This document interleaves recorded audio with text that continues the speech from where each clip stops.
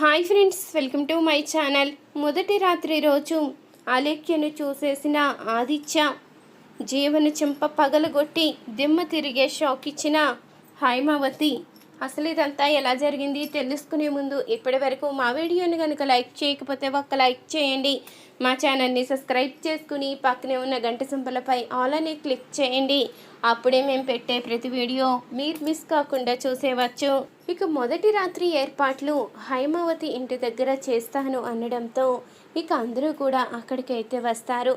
ఇంతలో ఇక అలేఖ్య అయితే నేను ఎలాగైనా బావగారిని చూడాలి, ఎక్కడున్నారో ఏంటో ఇందాక చూద్దాము అంటే ఆ రాక్షసి కారణంగా చూడలేకపోయాను, ఇప్పుడైనా బావగారిని చూడాలి అంటూ అనుకుంటూ ఉంటుంది అలేఖ్య అయితే. ఇంతలో ఇక పద్మావతి అయితే ఇక అలేఖ్య కోసం వెతుకుతూ ఉండగా అలేఖ్య అయితే పక్క నుండి ఆలోచిస్తూ ఉండడం కనిపిస్తుంది.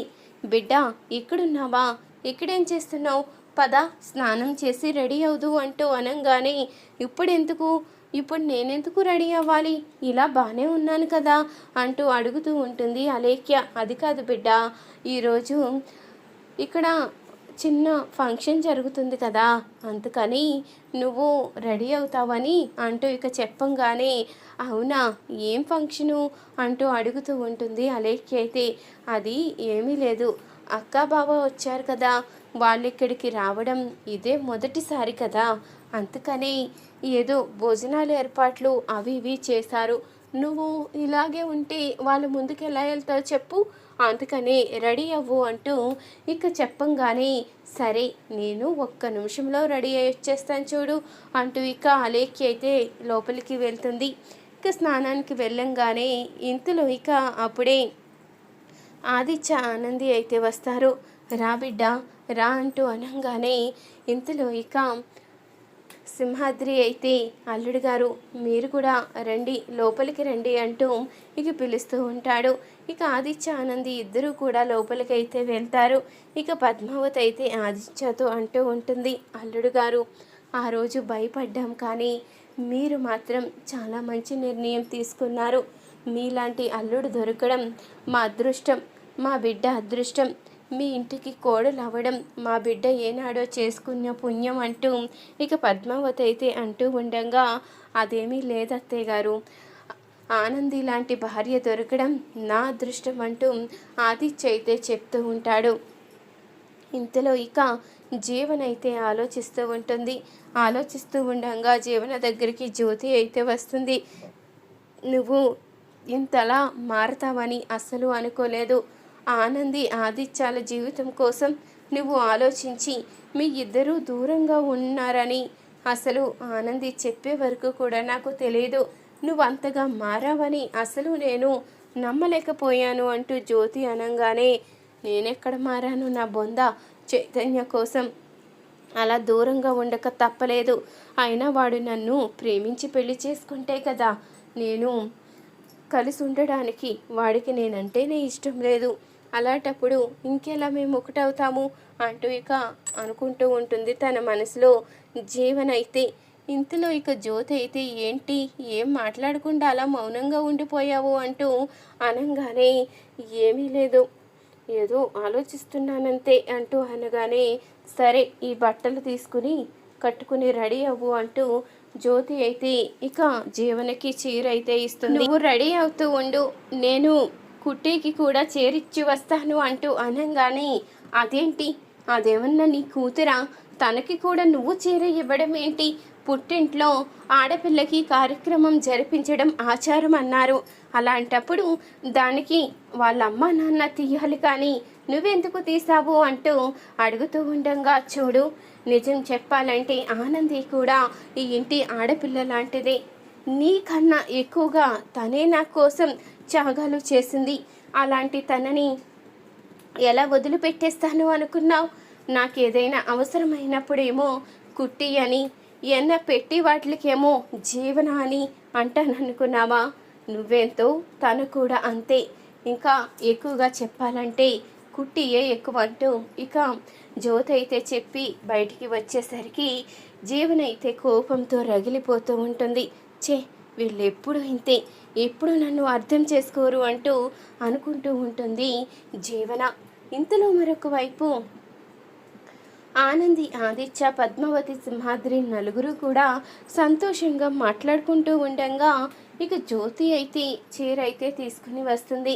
కుట్టి, ఈ చీర కట్టుకుని రెడీ అవ్వు అంటూ అనగానే సరే జ్యోతమ్మ అంటూ సిగ్గుపడుతూ చెప్తుంది. కుట్టి అయితే ఏంటి మా కుట్టి సిగ్గుపడుతుంది, కళ్ళల్లో అంతా సిగ్గు కనిపిస్తుంది అంటూ అడుగుతూ ఉండగా అది ఏమీ లేదు జ్యోతమ్మ అంటూ చెప్తూ ఉంటుంది ఆనంది అయితే. సరే ఆదిత్య, నువ్వు మా ఇంట్లో లోపల రెడీ అవ్వు, కుట్టి ఇక్కడ రెడీ అయ్యి వస్తుంది అంటూ అనగానే సరే అత్తయ్య గారు అంటూ ఇక ఆదిత్య అయితే చెప్తూ ఉంటాడు. ఇక అనుకున్న విధంగానే ఆదిత్య అయితే లోపలికి వెళ్తాడు. ఇక్కడ ఆనంది కూడా రెడీ అవుతూ ఉంటుంది. ఇంతలో అలేఖ్య అయితే రెడీ అయ్యి ఆనంది దగ్గరికి అయితే వస్తుంది. అక్క, నువ్వు కొత్త చీర కట్టుకుని ఇలా ముస్తాబయ్యావు, ఇంతకు ముందే పెద్దమ్మ చెప్పింది ఏదో ఫంక్షన్ అంటే కదా, నన్ను కూడా రెడీ అవ్వమని నాకు ఈ బట్టలు ఇచ్చింది, చూడు ఎలా ఉన్నాయి, బాగున్నాయి అంటూ అడుగుతూ ఉండగా నీకే బంగారు బొమ్మలా ఉన్నావు అంటూ ఇక చెప్తూ ఉంటుంది కుట్టి అయితే. అవునా, ఇంతకు ముందే మీ బావగారు అడిగారు అంటూ ఇక కుట్టి అనగానే బావగారు అడిగారా, సరే నేను బావగారితో మాట్లాడొస్తాను అంటూ చెప్తూ ఉండగా సరే దివ్య, ఎక్కువగా విసిగించకు, మామూలుగా మాట్లాడొచ్చే అంటూ అనగానే సరే ఏదో పలకరించి వచ్చేస్తాను అంటూ అలేఖ్య అయితే లోపలికి వెళ్తుంది. ఇంతలో ఇక ఆదిత్య అయితే వాష్రూమ్కి వెళ్తాడు. ఇదేంటి బావగారు ఇక్కడ లేరు అంటే వాష్రూమ్లో ఉన్నారేమో, బయటికి వచ్చేసరికి నేను పక్కనే దాక్కుని వచ్చిన తర్వాత అల్లిపిస్తాను అంటూ పక్కనైతే దాక్కుంటుంది. ఇంతలో వాష్రూమ్ నుంచి ఆదిత్య అయితే బయటికి వస్తాడు. బయటికి రాగానే ఫోన్ రావడంతో ఆదిత్య అయితే ఫోన్ మాట్లాడుతూ ఉంటాడు.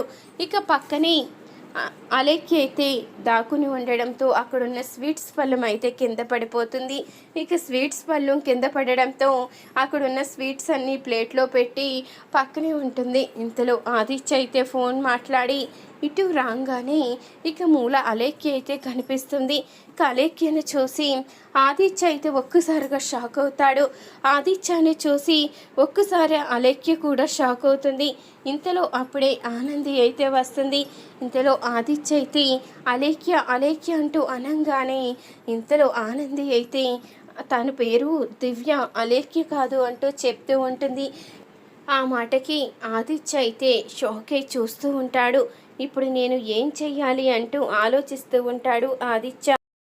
ఏమైందండి, నిజం చెప్పండి, అసలు తనెవరు, మీరు అలేఖ్యని ఎందుకు అంటున్నారు, తను కూడా మిమ్మల్ని చూసి ఎందుకు అలా షాకే చూస్తుంది అంటూ అడుగుతూ ఉండగా ఆదిత్య అయితే అది నాకు తెలిసిన అమ్మాయి ఆనంది, అంతే, అంతకన్నా ఏమీ కాదు, అంటే తనకి తెలిసిన వాళ్ళు కనిపిస్తే గుర్తుపడుతుందని డాక్టర్ చెప్పారన్నావు కదా, అందుకనే తను నన్ను గుర్తుపడుతున్నట్టుంది అంటూ ఆదిత్య అయితే చెప్తూ ఉంటాడు.